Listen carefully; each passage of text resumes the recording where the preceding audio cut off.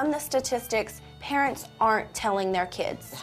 These are life skills which schools are supposed to teach. If you don't like it, go get your GED. Make a choice. If I don't like it, I'm trying to change it.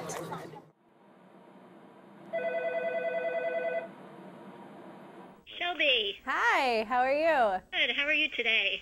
Good. Good, good. So when you think back about yourself when you were 15 years old, how do you feel about the stance that you took? I feel the same way as I did then. Young people have a right to information about their sexuality. They have the right to the information to protect themselves. And so it wasn't about being a little girl or about being 15. It was about standing up for our right to have the information to prevent sexually transmitted infections and unintended pregnancies.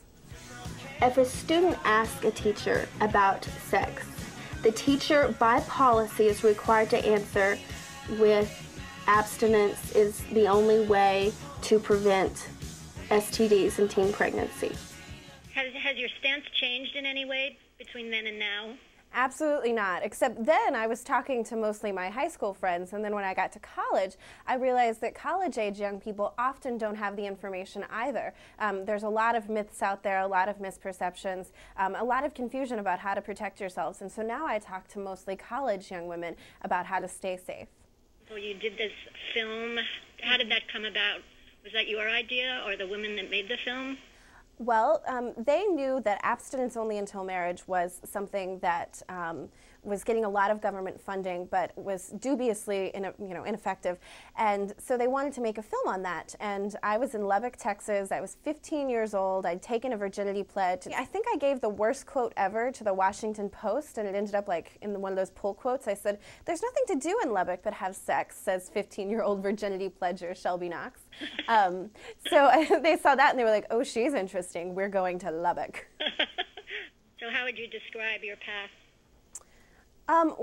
When I was younger, I became a certified sexual health educator, and now I design curriculums for young people about safer sex on college campuses, which I think is actually what we were going to talk about, because I design tips for young women to sort of conduct themselves safely and responsibly and have fun at the same time.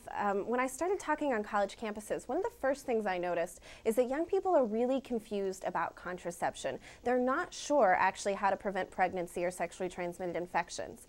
So one of the tips is that you have to have a plan A. So know how to use condoms, know where to get them. If you're in college, you can probably get them for free at your college health center. The same goes for birth control. You can go, you can talk to a doctor, they can tell you what might be best for you.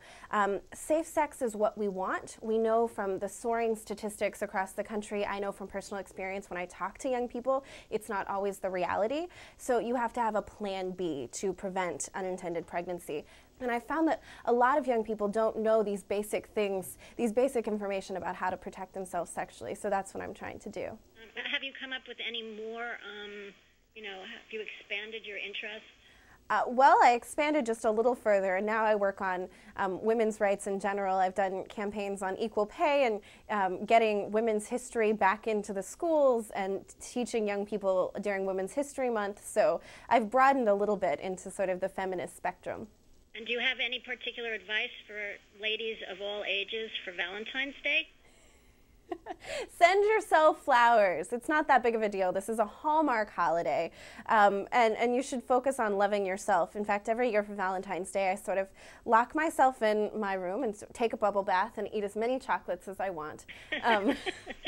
So love yourself on Valentine's Day. Oh, okay, so we're kind of running out of time, so do you have anything that you want our audience to know? When I talk about sexual health, I never want women to walk around feeling like they have a target on their back. That's not what this is. This is about being empowered, having a plan so you can keep yourself safe, but have as much fun as you want.